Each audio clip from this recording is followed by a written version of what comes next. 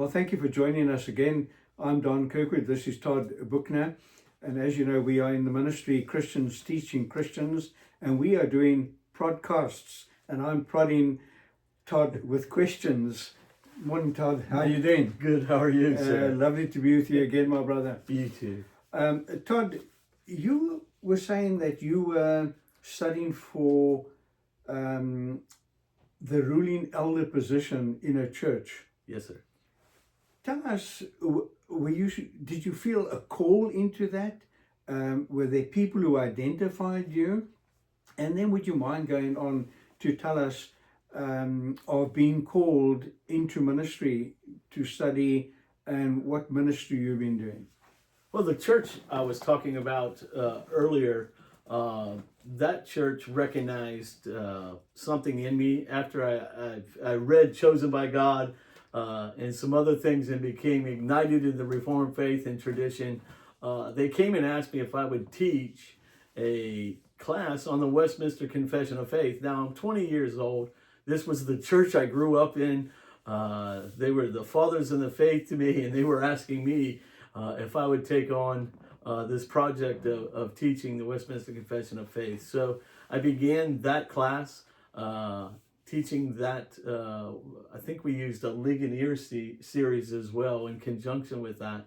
And through that, others recognized a call in my life to step up into leadership in the office of ruling elder. And I went through training and some other things with the session that are necessary.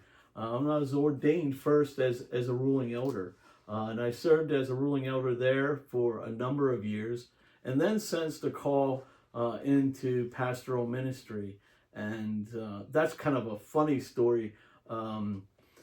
We were young, married, and starting our family, and kind of struggling. I had a couple years of college under my belt, but hadn't finished at this point, so I was kind of in no man's land. Overqualified for some jobs, underqualified for other jobs, and seemed to be bouncing around. But I sensed this call from God to enter the pastorate, and really, for the longest time, if I had to be honest, I thought I was losing my mind. I really did. I thought I was crazy. I used to, we had a shower downstairs in the cellar. You have to be from the north to understand cellars, but we had a shower downstairs in the cellar, and I used to go down and clean up in the evenings and that kind of thing, and come back upstairs, and my wife would say, "What are you doing down there? You've been down there for over an hour." I was literally preaching sermons in the shower. And this went on for the longest time, but I really had thought I'd lost my mind. I really did. I thought, wow, I knew how bad I was and how much I needed to grow still. And God was calling me into this, and I just thought I had lost my mind completely.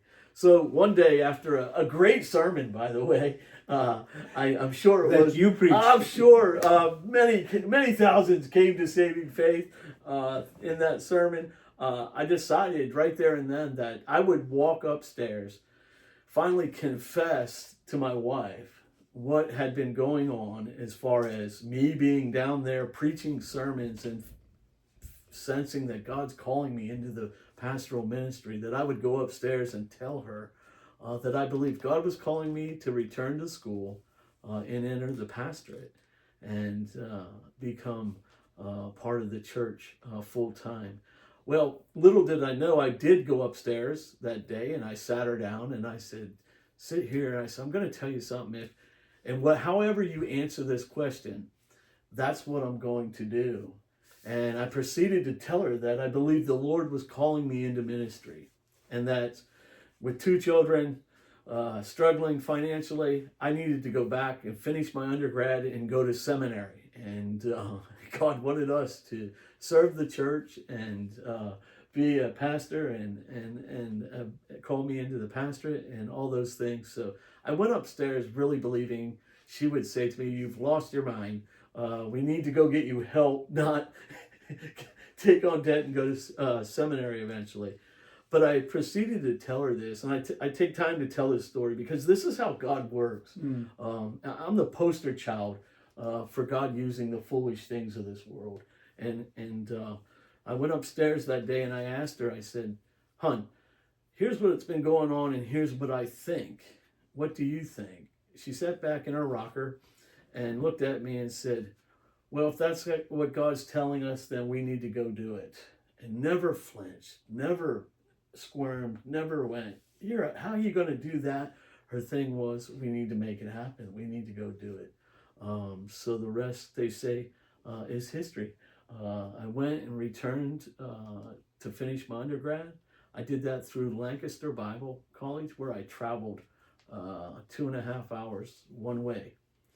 So it was basically a 5-hour trip twice a week. I wouldn't get home till after midnight, sometimes 1, 2 o'clock in the morning. But we did. We finished our undergrad. Then we went to seminary. And all of this was recognized by the church. And the church has been so central in all of it. They've provided for us financially, spiritually. Prayed for us continuously. And I spent 20 years in the pastorate.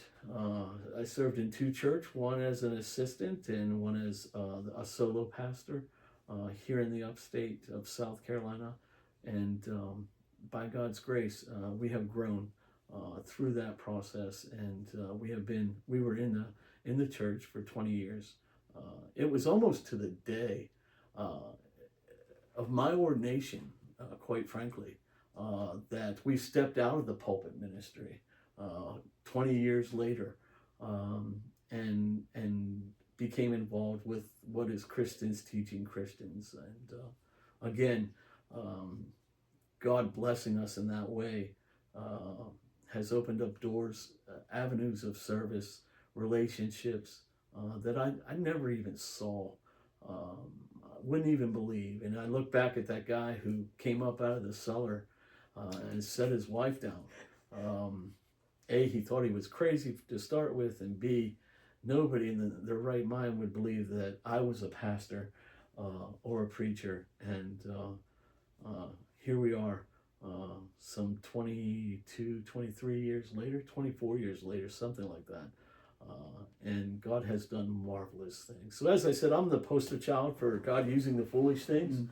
And we have now been involved with Christians teaching Christians for 3 years, full-time, just a little bit over 2.5, but 3 years. And God has richly blessed us. I messed up and took one trip to Africa, and I was hooked. People starving for the Word of God, starving to be taught, and a strong desire within me to see that church that I speak about so fondly formed and exist in some of the darkest, remotest places of the world. And so that's my desire. I want to see strong biblical churches committed to the Word of God, to the glory of God, to the grace of God, established. Todd, I wonder if you can just briefly, for this podcast, if you could just say something about being in ministry, pastoral ministry. Were you focused on missions into the world? And if you weren't, what made that change?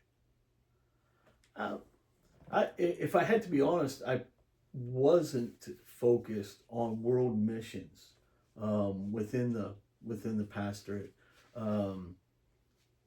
I served in a struggling church for many years. I think my Western PA roots came out. This has to work. This has to get better. This has to grow. This has to all these things. And my focus became inward, and that saddens me in many ways.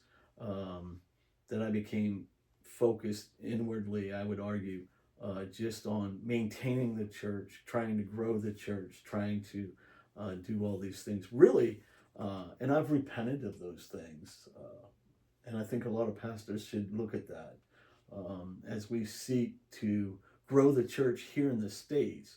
We can't take our eyes off the idea of what God's doing around the world and see the big picture and not employ gimmicks, not employ programs, not employ all these things to attract people, but stay consistent on the centrality of the word, the proclamation of the word, and let God do his thing and take part. What a blessing it is to take part in the Great Commission and what God's doing. I don't think we value that enough. I know I didn't. And then all of a sudden, God had other plans again in my life. And here we are taking flights that I would have never gotten on 30 years ago. And that's been a real blessing. Well, Todd, thank you so much for that. Well, folks, look out for our next podcast. God bless you.